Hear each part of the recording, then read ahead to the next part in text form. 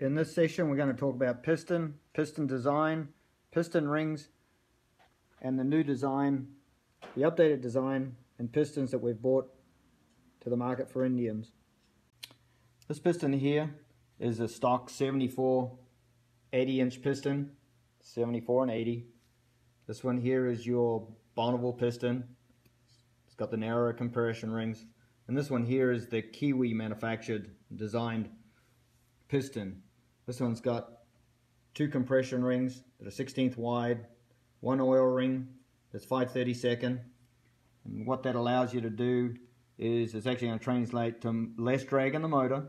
So you're going to get some more power out of the motor, and your cylinder walls are going to, and rings are going to last a lot longer, because this is 50% drag, less drag. It's 50% less drag or less contact area than the stock 74 and 80-inch piston. Over the years, different surface finishes on pistons have come and gone. This is a stock one that just plain aluminum ground, just plain aluminum finish. What we put on the Kiwi ones is TIN tin coating. This is actually the best for running in, scuff resistance, so you're far less likely to seize a piston like this. It's the best. TIN tin coating is the best for an air-cooled engine, splash feed motor. Even though it's old technology, even today it is the best. This is a classic case of, people say it's Teflon, but it's not. It's actually different forms of moly coating. What you can see is this one here has only got less than an hour's use on the motor, and it just comes off. Over the years we've put, you can actually see it there, it's just come off with less than an hour's worth of running on a motor. We've experimented with different coatings and modern type coatings, and none of them have held up. After a very short period of time, they come off.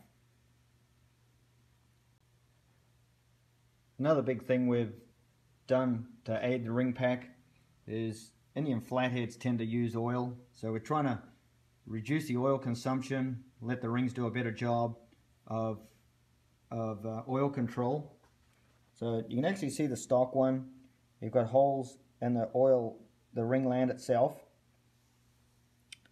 And what we've done with our Kiwi ones, we've actually nicked the bottom of the oil groove. So what happens is the oil comes up, and instead of jumping over the bottom oil rail and then going back to the oil drain back hole, we've allowed it to pick up on the bottom side of it. So the oil ring's going to do a better job. And to explain it here, here's your oil ring. There's two rails, bottom, top one. And so the oil would normally have to come up here off the skirt, jump over this bottom rail and back through there. So this top rail here is under a lot of its job is real critical.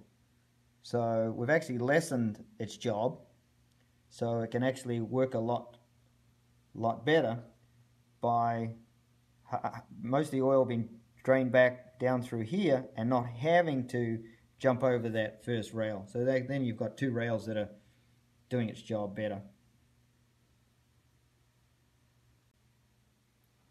One of the other major designs that we've put into our Kiwi pistons is we have an offset wrist pin. So original pistons, the pin is centered this way, where what we've done here, rather than being centered, we're actually offset it some this way, so it's not on center. What this does is it makes for a quieter operating engine. You actually listen to a lot of Indians and you'll hear a lot of engine noise. A lot of that is coming from the pistons. One, it's the T-slot piston because it's a weak piston. This is flexing all the time. If you imagine it in and out. So this piston to cylinder wall is varying, and especially under load. You'll actually hear these motors make quite a bit more noise under load. So what we've done here is taking care of that. I've made this little crude drawing, so try and better explain what wrist pin offset does. So if everything was centered in a perfect wheel, you've got combustion and everything's going down through the center, it would be okay. The piston is not, basically, the piston is not rocking. It would be just going straight up and down. But what happens is you've got the combustion or power stroke. So when you've got firing, combustion, the explosion, then you've got the power stroke, so the connecting rod's on its angle. So what it's wanting to do is flex this piston skirt this way.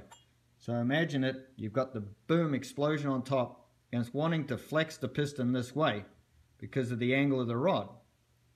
So, and just all the forces that's going on. So by offsetting the wrist pin, you can see this is rather crude, but hopefully it'll work. But by offsetting it some, this is exaggerated. This amount is really critical. I played around with this for several years before I got this right. But we put the right amount in offset into it, just kicked it over this way to the thrust face, because you got two thrust face, you got the minor and you got the major. So this would be the front of the bike. That's why you've always, in the old pistons, you got the T-slot going to the front. So what's happening is the piston is always wanting to kick this way under load. It's wanting to kick this way. So that's why they call this the major thrust face and minor thrust face. Piston skirts are tapered and oval. So at the top of the skirt, it's smaller in diameter than the bottom, and the piston skirt itself is also oval. The reason for this is because there's a lot of heat being generated from combustion, and so once it gets operating, it actually goes more into a round form. So what I've done here is I've made this other little crude drawing. So you've got combustion up here, a lot of heat generated, so it's going to swell, and a lot of heat is transferred down through the piston into the wrist pin bosses and down through the connecting rod.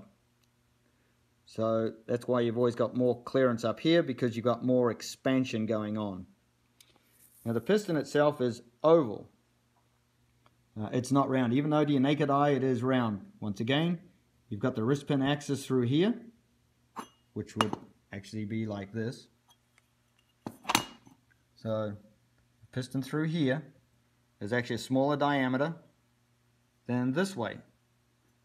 So this way is smaller in diameter through here, because once again you've got all the heat being generated from here coming down through these pin bosses and then the pins, so there's a lot more heat, and you can actually see there's a lot more mass here, so it's going to generate more heat, or it's going to have more heat, so there's going to be more expansion in this area, so it's going to grow out this way. We've cleaned up the underside of the pistons as well. Now, this is quite a busy piston design where you've got a lot of gussets going across, a lot of sharp edges, and heat just doesn't want to, things just don't want to flow. So what we've done over here to the Kiwi piston is we know what head thickness we need. So we've cleaned up all that, so we've got a nice flowy, so the heat transfer through a piston is about as even as you could possibly get it. So it just cleans it all up. The wrist pin, we've narrowed down the wrist pin a little bit. That's why we've got these cutouts through here. And this actually reduces the chance of piston sticking and seizing. We've got oilers at the right, little oil grooves at the right pressure points here, so they're lubricating the piston at the right angles. And the overall weight of the piston is the same as the stock one. So we haven't interfered with anything in that department.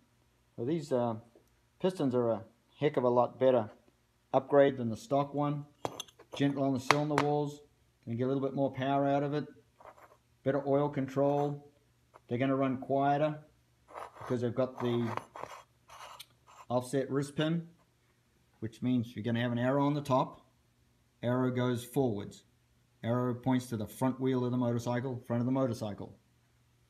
And you've got TIN tin coating, so you've got good scuff resistance during braking.